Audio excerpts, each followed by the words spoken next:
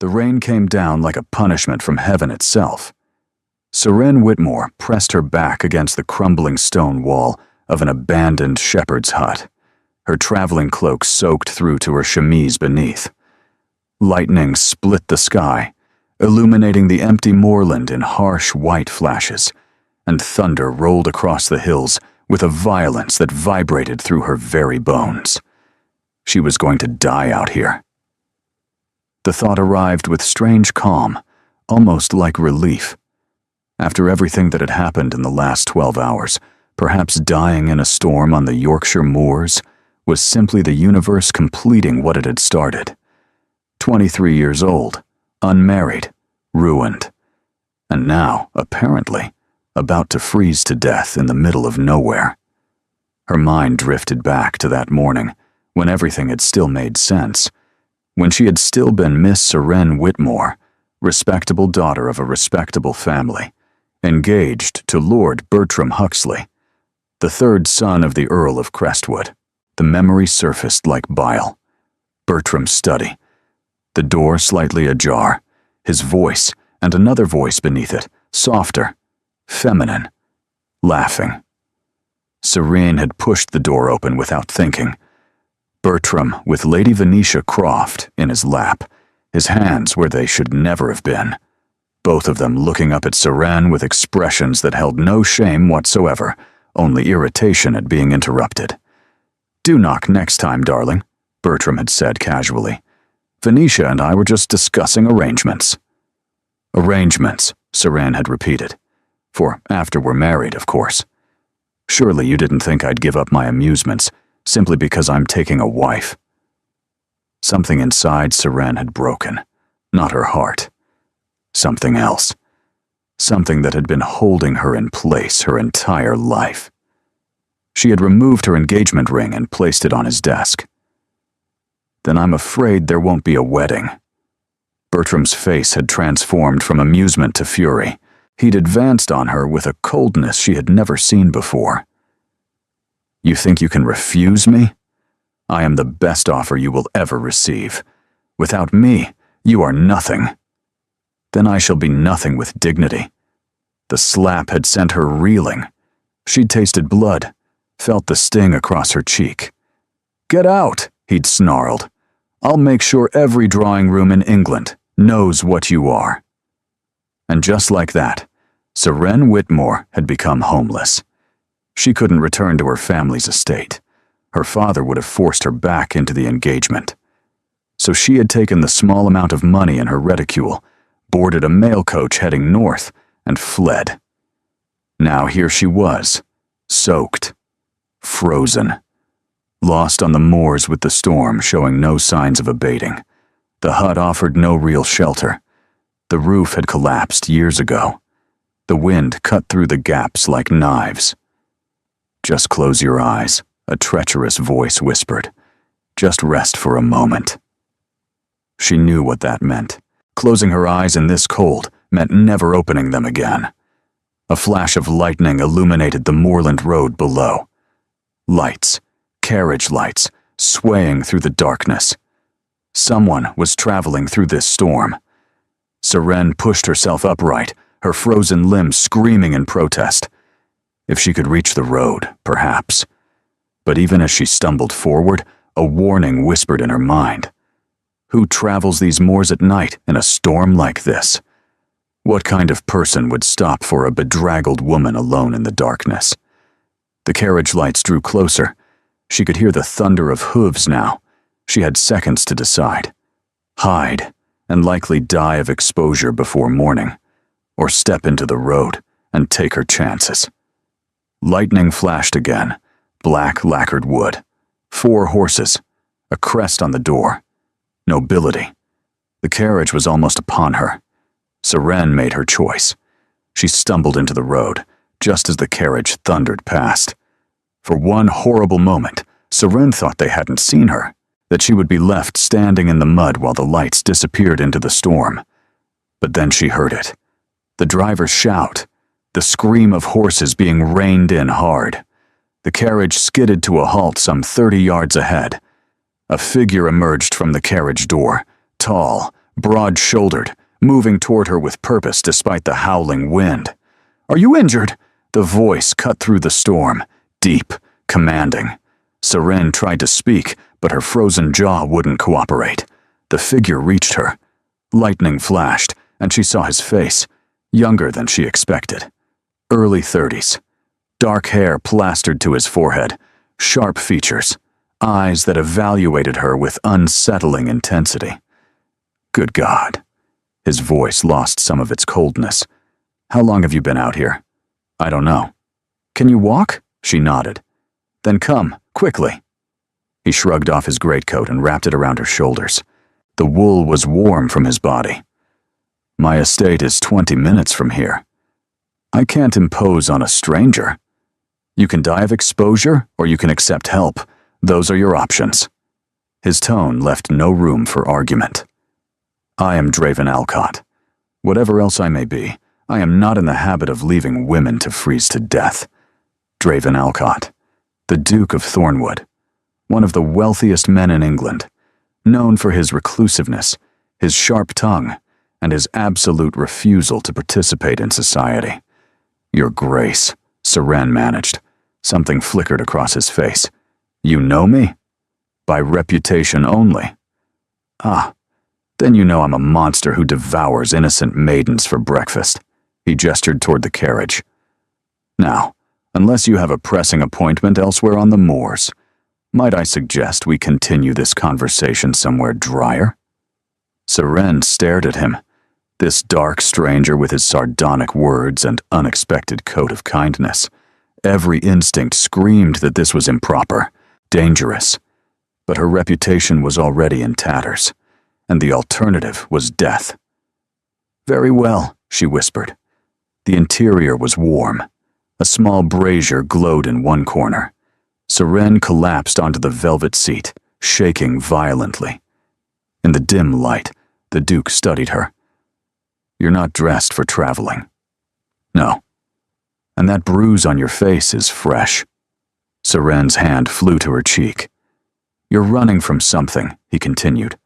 "Does it matter?" "That depends entirely on what you're running from."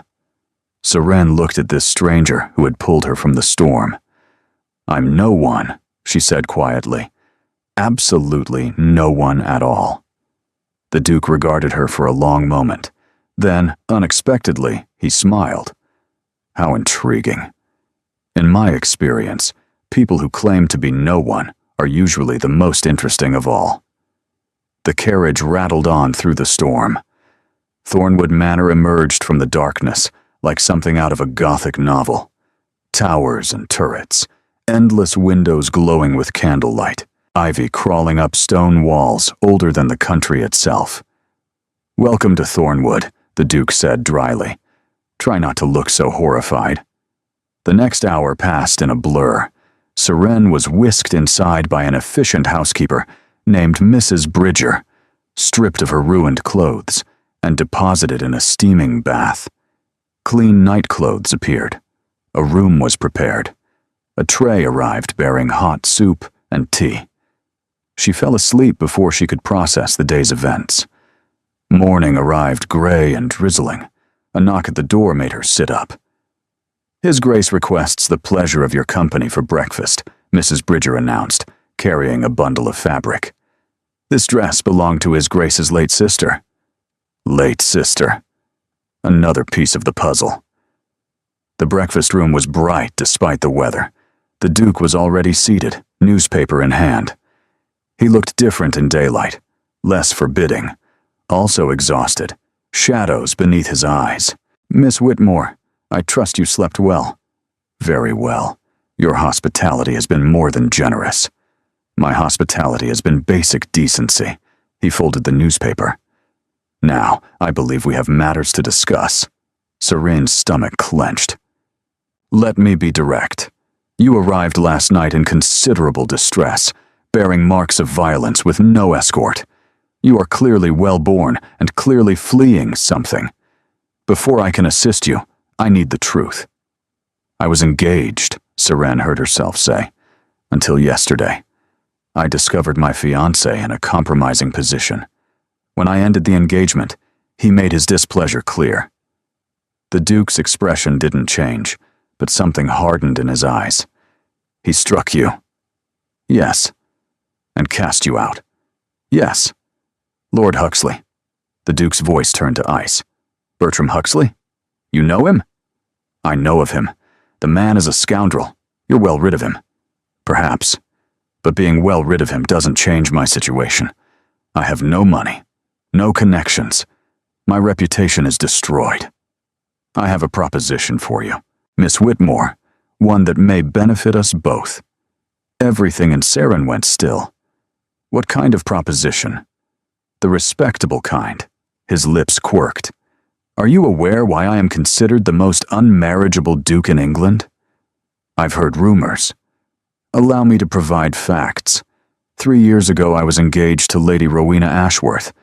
2 weeks before the wedding, she eloped with my younger brother. Serene's breath caught. I'm sorry. Don't be. But the scandal made me a figure of ridicule. Since then, every ambitious mother makes it her mission to throw daughters at my head. I fail to see how I factor into this. I need someone to pose as my intended for the duration of the season, someone who will accompany me to social functions and deflect the marriage-minded harpies. Serene stared at him. You want me to pretend to be your fiancé? For 2 months, after which we announce a mutual dissolution. You will emerge with your reputation enhanced. The woman who captured and released the Duke of Thornwood will be the most intriguing figure in society. And in exchange, suitable accommodation, an appropriate wardrobe, a generous allowance, and at the end, a settlement sufficient to establish you independently. Why me? You could hire any actress. Actresses talk. You have something more valuable, motivation. You need this arrangement as much as I do. Serene's hands trembled. This was madness. But madness was the only path left to her. If I agree, there will be conditions. Name them. This remains strictly business. No expectations beyond public performance. Agreed. I will need to contact my family. Naturally. And if you wish to end the engagement early, you do so without damaging my reputation. You have my word. Serene drew a deep breath. Then I accept your proposition, your grace. Draven, he corrected. If we're engaged, you should use my given name. Draven. She tested the word. And you should call me Serene. Serene? He extended his hand. Welcome to Thornwood, my false fiancé. The next 2 months are going to be extraordinarily interesting. She took his hand. His grip was warm, firm, strangely reassuring. And somewhere in her mind, a small voice whispered that she had just made either the best decision of her life or the most catastrophic mistake imaginable. The next 3 days passed in a whirlwind of preparation. Serene learned quickly that the Duke ran his household with military precision. Breakfast at 8, correspondence by 9. Estate business occupied mornings. Afternoons were devoted to what he vaguely termed my work. She also learned that the staff adored him. He's not what people say, Mrs. Bridger confided. The world sees the mask. We see the man beneath. And what is the man beneath? Mrs. Bridger's hand stilled. Lonely. Terribly lonely. Though he'd sooner die than admit it. The words stayed with Serene as she dressed for dinner in a borrowed burgundy gown. She found Draven in the drawing room, staring into the fire with an unreadable expression. He turned when she entered, and something crossed his face. Surprise, perhaps. You look suitable. How flattering. I meant it as a compliment. The burgundy suits you. Your sister. Serene moved to accept the sherry he poured. Mrs. Bridger mentioned she passed away. 3 years ago, consumption. She was 22. I'm sorry. As am I. He gestured toward the settee. Shall we? We have arrangements to discuss. They settled across from each other. The London season begins in 2 weeks, Draven said. We'll depart in 3 days, which gives us time to establish our story. What story have you decided upon? The truth, mostly. We met during the storm. I offered shelter. During your stay, we discovered mutual affinity. And my broken engagement? We address it directly. You discovered Lord Huxley's infidelity and ended the engagement. I offered protection. Over time, protection became something more. His gaze met hers. Society loves a redemption story. What do I need to know about you? The small details that convince people we actually know each other. Something shifted in his expression. Respect, perhaps. Coffee black, no sugar. I despise tea unless ill. I read philosophy before bed. I'm left-handed, though forced to write with my right as a child. I cannot abide roses since my mother's funeral, and I have a scar on my left shoulder from a riding accident. Your turn, he said. Tea with honey. I read novels rather than philosophy. I'm terrified of heights, but fascinated by astronomy. I sing tolerably, but have no skill with instruments. I bite my thumbnail when anxious. Droven's expression remained carefully neutral. I suspect no one will be asking about thumbnails, but I appreciate your thoroughness. The awkwardness broke into unexpected laughter. You should do that more often, he said quietly. Do what? Laugh. It transforms you? Dinner was excellent, though Seren barely tasted it. She was too busy cataloging information. He hated his middle name, Percival. He'd wanted to be a scholar before his father's death thrust him into the dukedom. And his brother Edmund, who had eloped with his fiancée, had died 6 months ago abroad.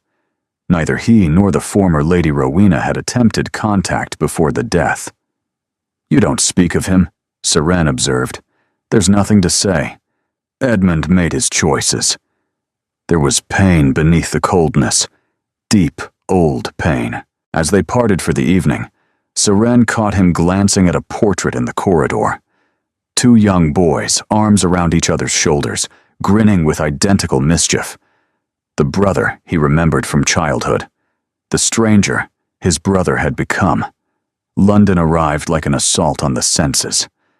After Thornwood's isolation, the city's chaos felt violent. Carriages clogged every street. The air smelled of coal smoke and horse manure.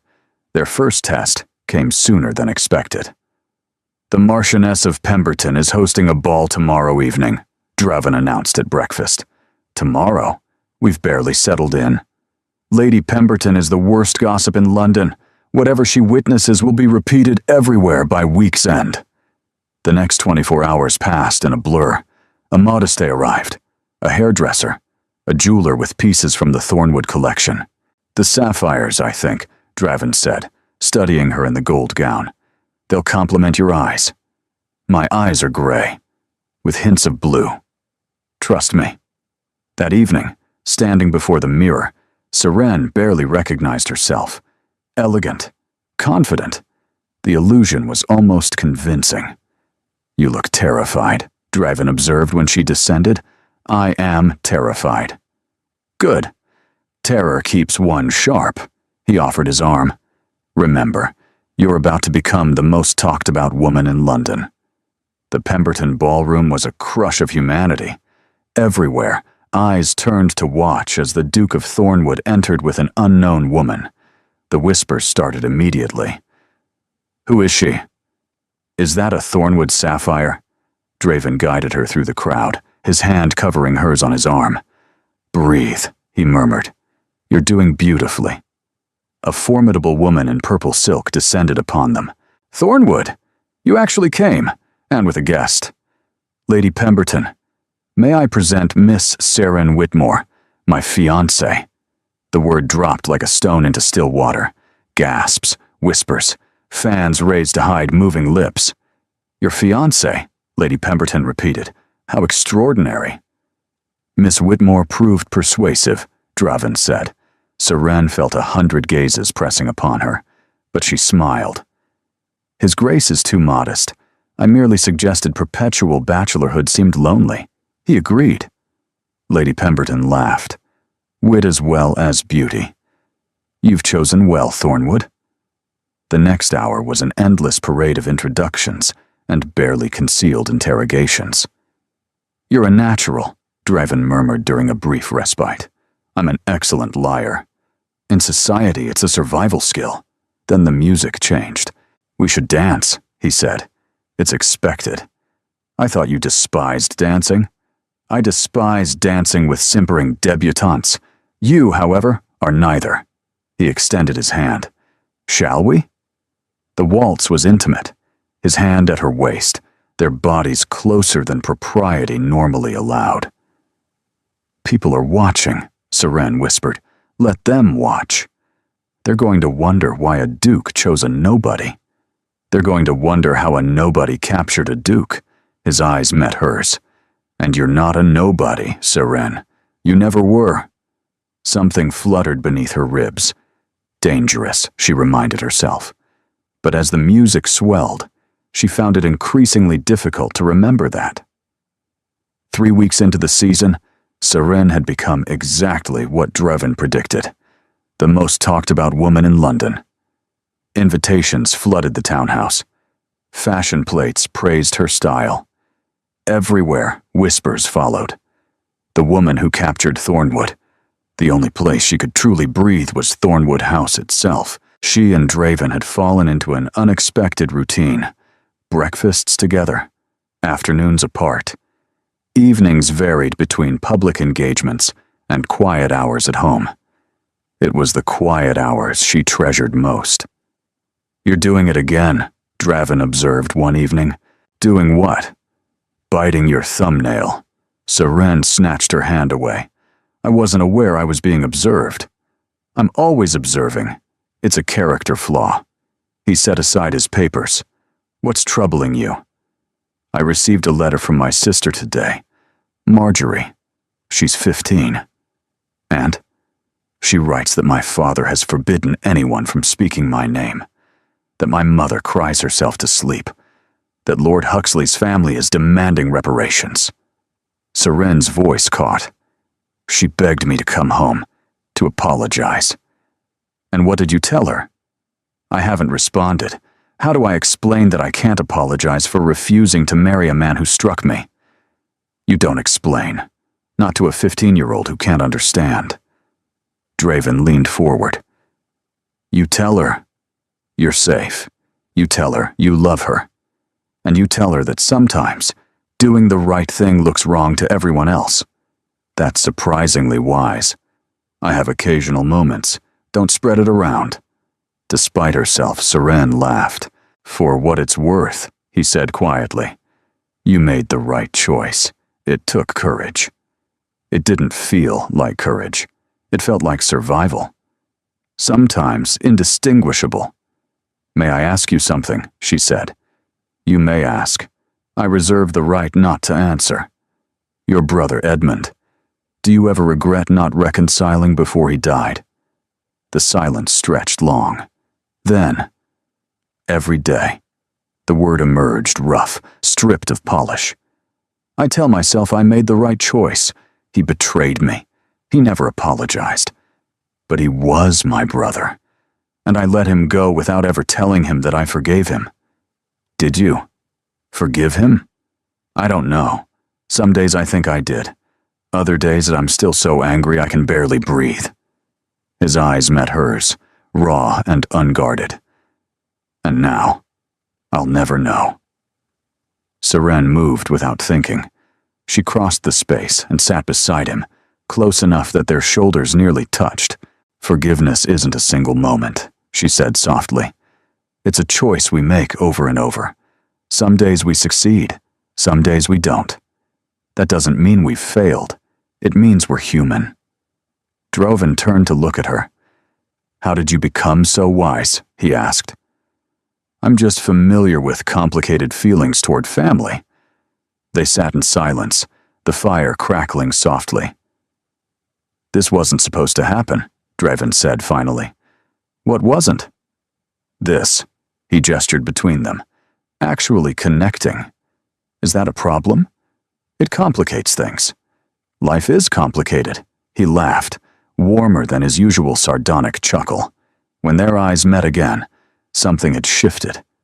Something dangerous. I should retire, Seren said, rising abruptly. Of course. Sleep well, Seren. Good night, Draven. But as she climbed the stairs, her pulse was racing. 3 weeks ago, she had agreed to a business arrangement. She hadn't agreed to actually feel anything. And yet here she was, feelings blooming like unwanted flowers. This was dangerous. This was foolish. But as she lay in bed, staring at the ceiling, Seren found herself replaying the way Draven had looked at her when his walls finally cracked. And she wondered if her own walls were cracking too. 6 weeks into their arrangement, Seren realized she had stopped counting the days until it ended. This troubled her more than she cared to admit. It showed in small ways. The morning Draven appeared at breakfast with an astronomy book he'd found near Parliament. You mentioned you were fascinated by the stars, he'd said gruffly. The afternoon she'd discovered him in the garden, coatless, helping Cormac plant roses. Don't tell anyone. I'm supposed to be unapproachable. The evening they'd stayed up until 3 debating free will, and she'd fallen asleep mid-sentence. She'd woken to find a blanket draped over her. He never mentioned it. Neither did she. The Harrington Music Hall was supposed to be a minor event. Instead, she found herself cornered by the last person she wanted to see. Miss Whitmore. The voice sent ice through her veins. Lord Bertram Huxley stood before her, champagne in hand. Lord Huxley, I wasn't aware you were in London. Arrived yesterday. Imagine my surprise when I heard you'd captured the Duke of Thornwood. His eyes traveled over her. You've done well. Though I wonder if the Duke knows what he's getting. And what precisely would that be? A woman of questionable loyalty. He stepped closer. I wonder what Thornwood would say if he knew the real reason you ended our engagement. That you were jealous, hysterical. Seren. Draven's voice cut through like a blade. He appeared at her side, hand at her back. His expression was pleasant, but his eyes were ice. Huxley. I don't believe we've been introduced, though I've certainly heard your name. Bertram's smile faltered. Your Grace. I was just renewing my acquaintance with Miss Whitmore. How fortunate. Now, if you'll excuse us. As Draven guided her away, Seren realized she was shaking. They found a quiet alcove. What did he say to you? Nothing of consequence. Seren. Tell me. She told him. The insinuations. The threats. His jaw tightened with each word. He's a coward, he said. Whatever poison he spreads won't touch you. I won't allow it. You can't protect me from gossip. Watch me. The intensity in his eyes made her breath catch. Why do you care so much? This is supposed to be an arrangement. Draven was silent. Then he reached out and cupped her face, thumbs brushing her cheekbones. Because it stopped being an arrangement weeks ago, he said quietly. At least for me. Her pulse thundered in her ears. Draven, I know this complicates everything, but I cannot watch that man look at you like property and feel nothing. What are you saying? I'm saying that somewhere between the storm and this moment, I started to care about you. Not as a co-conspirator, as a person, as a woman, as someone I... He trailed off.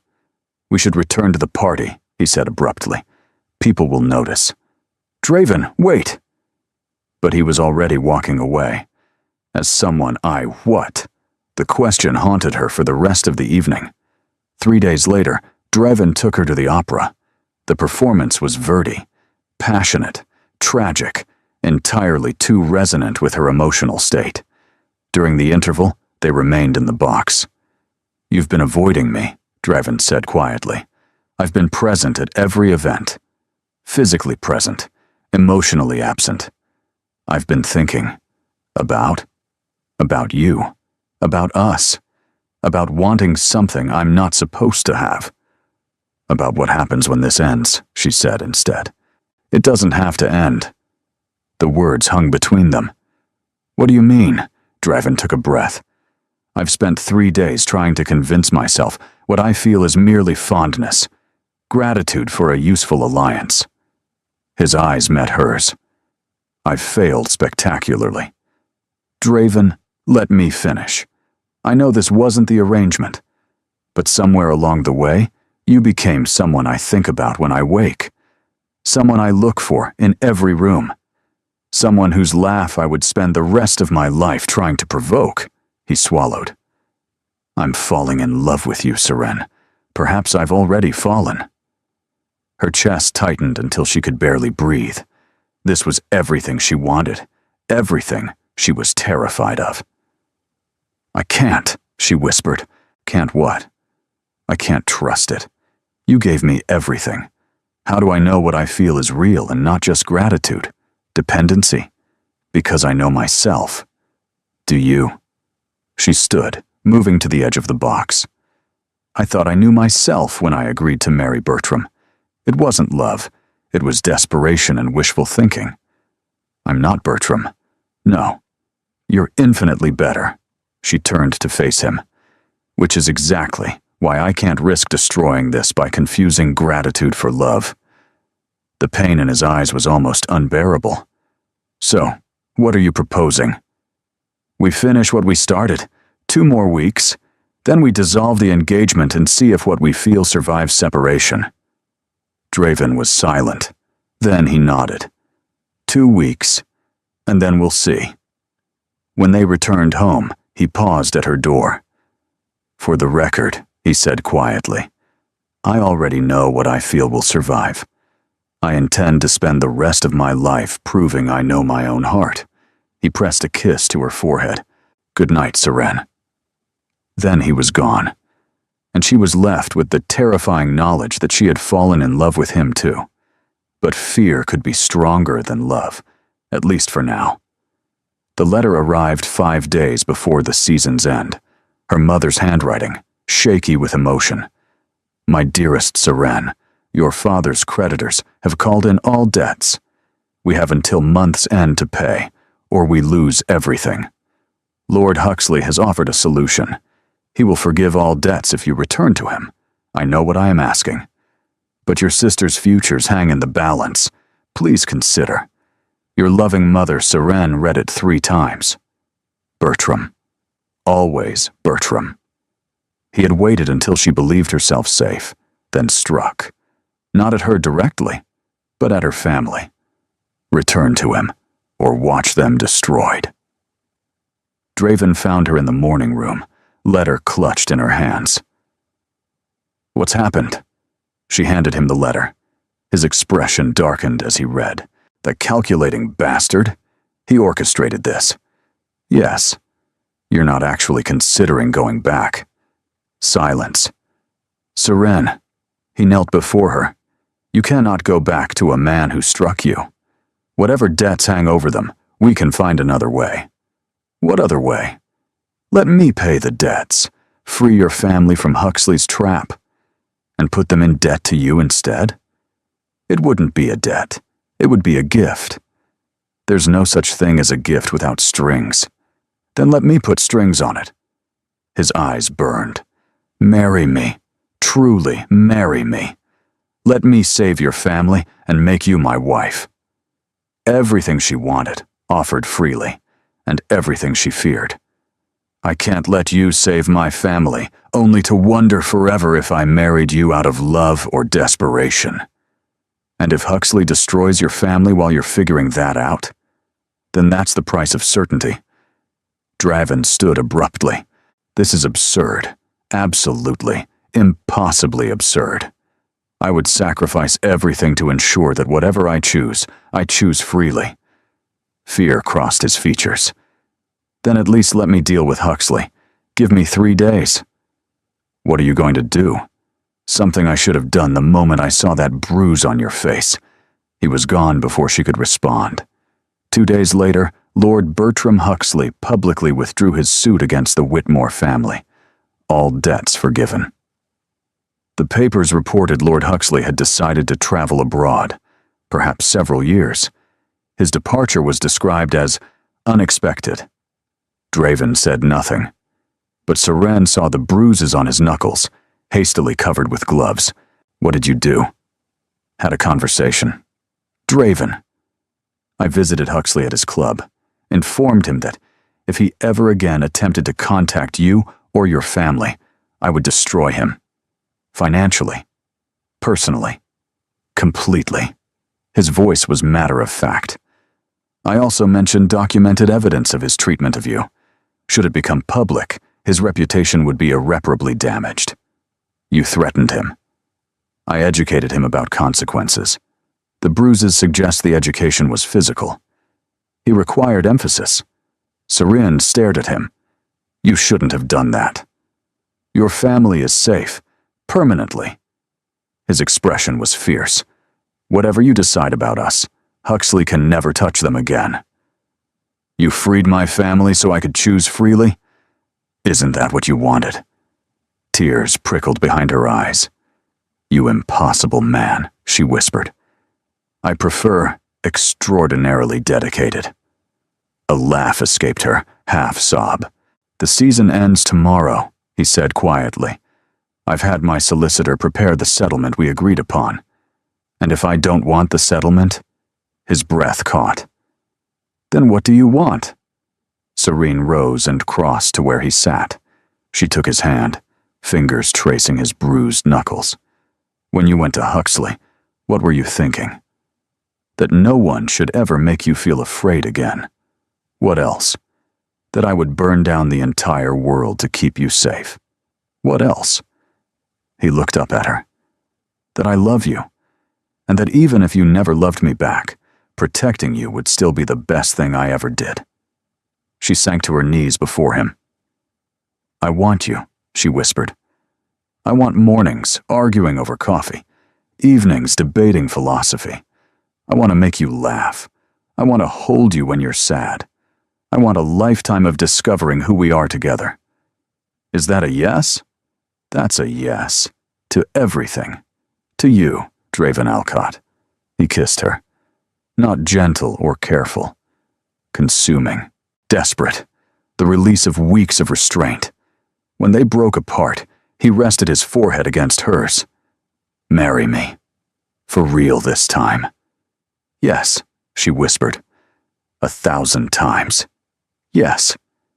They married 3 weeks later in the chapel at Thornwood Manor. Not the grand society wedding everyone expected.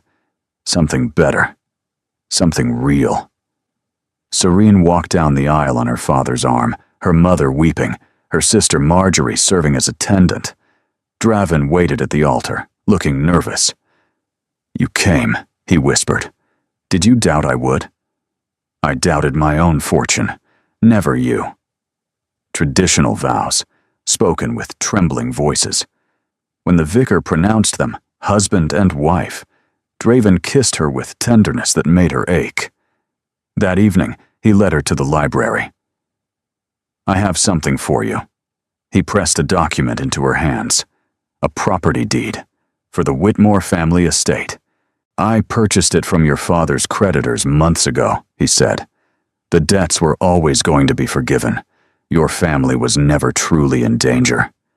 But the letter from my mother, Huxley's manipulation, he assumed the worst, not knowing I'd already resolved the situation. Draven took her hands.